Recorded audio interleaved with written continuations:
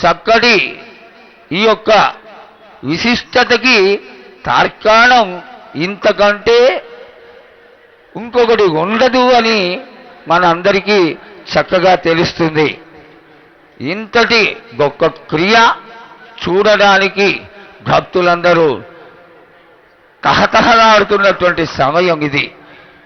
జోగిని స్వరూపంలో స్వర్ణలతని అలంకారం చేసి ముఖానికి కసుగు రాసి చక్కటి గొట్టును కొట్టి, అలాగే ఆలయం తరఫున మహాకాళి అమ్మవారికి ఈ 15 రోజులుగా ఏ విధంగా అయితే గొడిగియ్యాన్ని కోసి ఆడగిడ్డగా భావన చేసి ప్రధాన దేవతగా భావన చేసి కొలుస్తారో అదే విధంగా స్వర్ణలతని కూడా ఇవన్నీ చేసి ఆలయానికి నీళ్ళ తాళాలతో తీసుకురావడం కడిపాటి వచ్చేస్తోంది. జగన్మాత అమ్మవారు జోగిని స్వరూపంలో మేళతాళాలతోటి అత్యంత వైభవంగా భవిష్యవాణిని తెలియజేయడానికి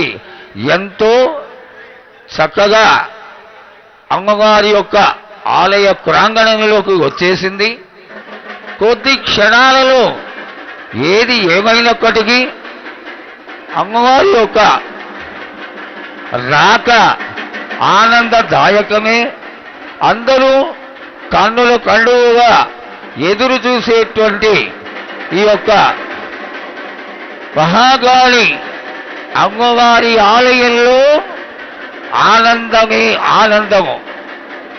సాగర విధానంలో మంత్రాలు మొదలైపోయినాయి. మంత్రాలు చెబుతూనే ఉన్నారు. మంత్రాలతో పాటు 7 జాతుల వాళ్ళు అందరూ వచ్చి అమ్మ చుట్టూ నిలబడి, ఈ క్రియ చాలా విశేషమైనటువంటిది. వీళ్ళందరూ